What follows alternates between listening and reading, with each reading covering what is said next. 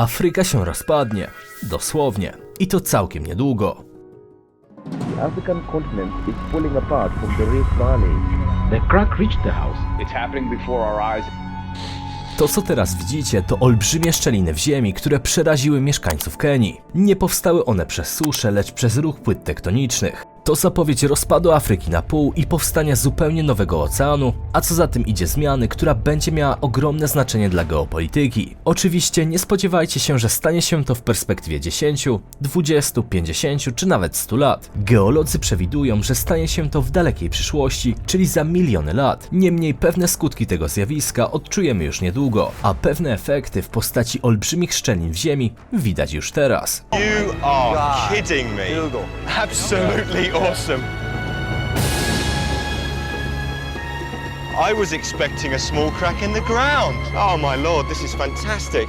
Jak na razie najbardziej oczywistym dowodem, że właśnie tak się stanie, jest długa na 35 mil szczelina na etiopskiej pustyni. Powstała ona w 2005 roku. Gwałtowne pęknięcie odpowiadało kilkusetletnim ruchom płyt tektonicznych w ciągu zaledwie kilku dni. To stwarza realne zagrożenie, ponieważ o ile ruchy płyt tektonicznych to kwestia maksymalnie paru centymetrów w skali roku, tak czasem mogą dziać się też nagłe osunięcia, takie jak właśnie to, które miało miejsce na przykład w Kenii w 2018 roku. Wówczas zapadła się droga prowadząca do stolicy kraju, czyli do Nairobi. Wchłonięte zostały też podziemie domy, które znalazły się na szlaku pęknięcia. I had to demolish my house. The crack reached the house. There is a risk that the house will be swallowed and all my property destroyed. Now we don't have anywhere to stay. We are being housed by our neighbor. Płyty tektoniczne przechodzą pod jednymi z najgęściej zaludnionych terenów na świecie. Łącznie wzdłuż tej linii żyje 300 milionów ludzi, co stanowi 1/4 całej populacji Afryki. Oczywiście mówimy tu o odległości w promieniu około 300 do 400 km od ruchów płyt. Te są szczególnie dynamiczne, przez co jest to obszar, gdzie występują jedne z najbardziej niebezpiecznych i nieprzewidywalnych zjawisk geologicznych. Jednym z nich może być na przykład wulkan Nyiragongo, który musimy omówić w szerszym kontekście geologicznym. Niemniej ten zagraża łącznie nawet 5 milionom ludzi. A w bezpośrednim zagrożeniu znajduje się miasto Goma, które zamieszkuje 600 tysięcy ludzi. W 2021 roku lawa wylała się na jego przedmieścia, zabijając 31 osób i determinując ewakuację 400 tysięcy ludzi. Mzee nilikuwa na mzee kusema nimutase munyumba akakatala asagonjwa kidonda njoi kwenda sema ndakimbia mie peke iko hayi hapana, tulirungwa naye tunazekana naye mimi sitaweza tena nikarudia kunyumba nibulule binakosekana nyumba yote kalungulia Mungu nifanye nini? W dzisiejszym materiale postanowiliśmy zatem sprawdzić dla Was, jak rozpadająca się Afryka wpłynie na losy tej części świata, czemu zagraża to dziesiątkom milionów ludzi, jakie będą konsekwencje tych ruchów za naszego życia, a także w przyszłości, oraz gdzie jeszcze na świecie występują podobne zjawiska. To wszystko w dzisiejszym materiale. Zapraszam Was do oglądania. Krótko w 50 sekundach chciałbym Wam zająć chwilkę, która jest nam niezwykle potrzebna do rozwoju kanału. Jeśli lubicie nasze materiały, to pamiętajcie o zasubskrybowaniu i łapce w górę, bo każdy taki klik nic Was nie kosztuje, a nam daje niezwykle dużo. Jeśli chcecie też nam pomóc na inny sposób, to zapraszam Was na nasz sklep www.globalista.pl, gdzie znajdziecie naszą grę planszową Globalista, w którą możecie grać z rodziną lub ze znajomymi, prowadząc przy tym Wasze imperium i podbijając resztę świata, mając przy okazji jakieś sojusze. Do tego mamy ozdoby do domu, w tym prawdziwe archiwalne stare mapy, którymi na przykład możecie ozdobić Wasz dom. Do tego plakaty polskich miast i wiele innych. Zamawiając coś od nas, pomagacie całemu naszemu zespołowi i sami dostajecie coś, co Wam się z pewnością przyda. Więc jak to się mówi, wilk syty i owca cała. Jeśli nie macie na to czasu, to po prostu obejrzyjcie ten film, za co też Wam serdecznie dziękuję, bo bez Was tego wszystkiego by nie było. A teraz czas na materiał.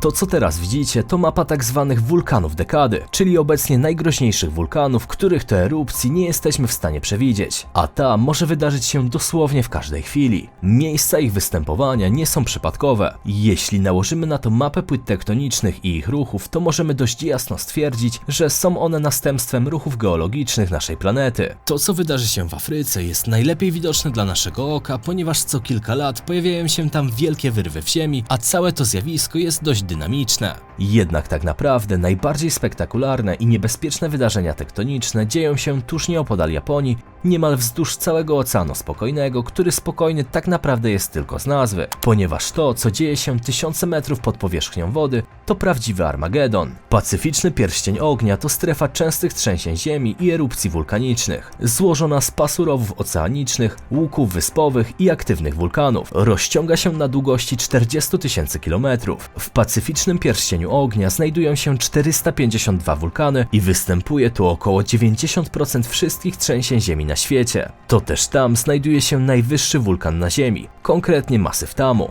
Ma on rozmiary w przybliżeniu 450 km długości i 650 km szerokości. Pokrywa powierzchnię w przybliżeniu 300 000 km², czyli mniej więcej taką samą jak cała Polska. Gdyby ten wulkan eksplodował, wówczas powstałaby największa znana w historii ludzkości fala tsunami. Zagrożone byłoby nawet około 20% życia morskiego, a Ziemia z uwagi na chmury pyłu zostałaby pozbawiona światła słonecznego na 5 lat. Jednak nic nie wskazuje na to, żeby Masyw Tamu mógł eksplodować.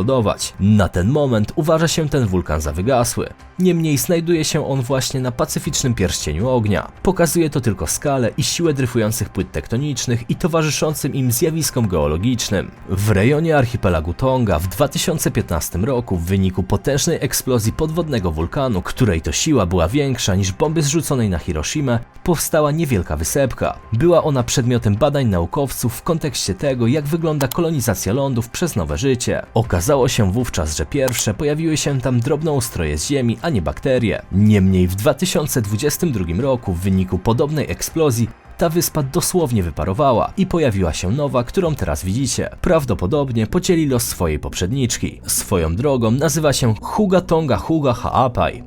Ciężkie słowo. To dla ciekawskich, jakbyście chcieli śledzić los jej istnienia. Innym przykładem wysp wulkanicznych, które powstały względnie niedawno, jest wyspa Surtsey na południowym wybrzeżu Islandii, która powstała w wyniku erupcji wulkanu podmorskiego w 1963 roku. Krótko mówiąc, takie zjawiska geologiczne są powszechne i czasem mogą przyczynić się właśnie do powstania nowego lądu, ale jednocześnie mogą też coś zniszczyć, a co najgorsze, nie jesteśmy w stanie w 100% przewidzieć, gdzie i kiedy to się stanie. Dlatego właśnie w Turcji i Syrii na początku 2023 roku w wyniku trzęsienia ziemi Karan Maras zginęło łącznie 51 000 osób, a ponad 100 000 zostało rannych. Turcja, Grecja, jak i Włochy to obszary aktywne sejsmicznie z uwagi na znajdujące się tam płyty tektoniczne. Poważnie zagrożony jest też Neapol z uwagi na Wezuwiusza, który regularnie daje o sobie znać, ponieważ jest aktywnym wulkanem. Władze Włoch zdają sobie sprawę z problemu, dlatego mają już nawet plan ewakuacji całego miasta i pobliskich wiosek. W sumie ten region w przypadku zagrożenia ma opuścić aż 1,5 miliona osób, więc będzie to jedna z największych akcji ratunkowych w historii. Tak samo zagrożona jest cała wschodnia Afryka, a w szczególności miejscowości położone bezpośrednio na styku płyt tektonicznych, konkretnie na płycie somalijskiej i numbijskiej, które póki co dalej są jedną wielką płytą afrykańską. Jednak ta się rozrywa i dzieli się na dwie mniejsze, więc to tylko kwestia czasu, jak tutaj, gdzie teraz widzicie, wpłynie woda, tworząc zupełnie nowy ocean. Gdyby dziś hipotetycznie kontynent afrykański byłby podzielony właśnie w taki sposób, to obecna wyżyna somalijska oraz wyżyna wschodnioafrykańska stałyby się częścią wyspy utworzonej ze wschodniej Afryki. Górskie powietrze i wiatry razem z pływającymi wodami niczym kanał po środku Afryki spowodowałyby, że chłodniejsze i wilgotniejsze masy powietrza wędrowałyby w głąb Afryki kontynentalnej, znacząco redukując obszar Sahary. To też znacząco ułatwiłoby wymianę handlową z Afryką Środkową, więc ta prawdopodobnie rozpoczęłaby swój nowy dynamiczny rozwój. Nowo uformowany obszar wschodnioafrykański stałby się jednym z najlepszych miejsc do życia, czymś na styl wielkiej rajskiej wyspy, która swoje regiony bogactwa skupiłaby na północy i na południu. To właśnie tam przebiegałyby jedne z najważniejszych obecnych szlaków handlowych, co przyczyniłoby się do powstania nowych wielkich metropolii. Te pewnie spotkalibyśmy też na zachodnim wybrzeżu. Jednak górski teren byłby ciężki do zamieszkania i raczej byłby jednym wielkim, a właściwie najwyższym na świecie klifem, który znacząco przewyższyłby wysoki na 1010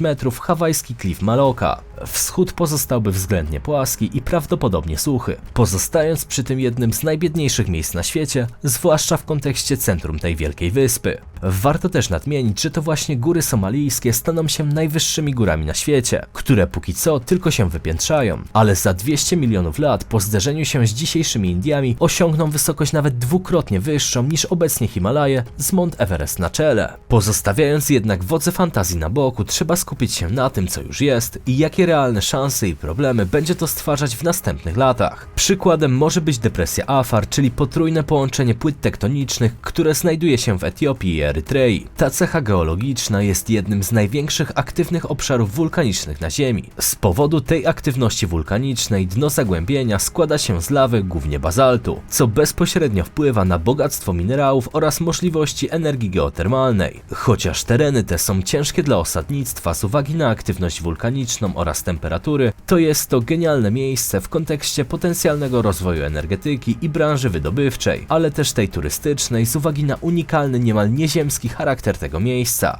Jednak z pozytywów na ten moment raczej byłoby to już na tyle. Biorąc pod uwagę aktywność sejsmiczną w tych regionach, można tam się spodziewać powolnego wyludniania i przenoszenia ludzi bliżej wybrzeża. Chociaż to też nie będzie proces szybki. Nyos to jezioro położone na granicy Kamerunu i Nigerii. 23 sierpnia 1983 roku mieszkańcy wioski Mymen Bafmeng, zaniepokojeni dziwnym zapachem, złym samopoczuciem oraz brakiem klientów w lokalnym sklepie, postanowili wybrać się w stronę jeziora Nyos. Ekspedycja odkryła wtedy martwych ludzi, którzy nie wykazywali żadnych oznak walk, a część z nich według relacji siedziała na krzesłach. Dosłownie tak, jakby nic się tam nie stało, jednak oni także byli martwi. Ocalało raptem 12 osób spośród prawie 1800 mieszkańców wiosek wokół zbiornika wodnego. Teraz wiemy, że powodem tego, co się stało, była toksyczna chmura CO2, która wyłoniła się z jeziora. It was at night. I was asleep with my children.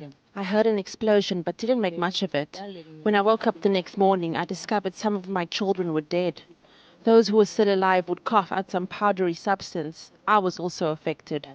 Kameruńska linia wulkaniczna jest domem dla 43 głębokich jezior kraterowych, które zawierają śmiertelne ilości toksycznego gazu. Najniebezpieczniejszym z nich jest jezioro Kivu, które leży na granicy dwóch krajów, Demokratycznej Republiki Konga i Rwandy. Wokół jeziora Kivu znajdują się liczne miasta i wsie, w których mieszka około 2 miliony ludzi. Jeśli doszłoby do nagłego uwolnienia się dwutlenku węgla oraz metanu, niemal wszyscy zostaliby zabici. Zatem żartów nie ma. Rozpad Afryki ma miejsce w jednym z najważniejszych miejsc w kontekście rozwoju dla całego kontynentu, co w przyszłości może utrudniać dalsze osadnictwo na tym terenie. Spowoduje to migrację ludzi zamieszkujących ten obszar, a większość z nich najprawdopodobniej zamieszka wzdłuż wybrzeża, które na dzień dzisiejszy pozostaje jeszcze względnie słabo zaludnione. Oczywiście większość z tych wydarzeń będzie się rozgrywać gdzieś w odległej perspektywie, ale temat ten jest na tyle interesujący, że postanowiłem go dla Was zrealizować. Z mojej strony to tyle na dziś.